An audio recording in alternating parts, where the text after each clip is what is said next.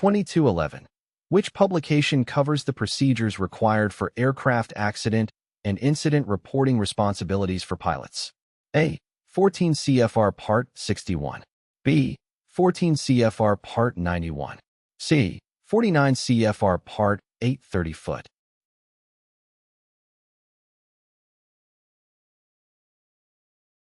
The correct answer is C.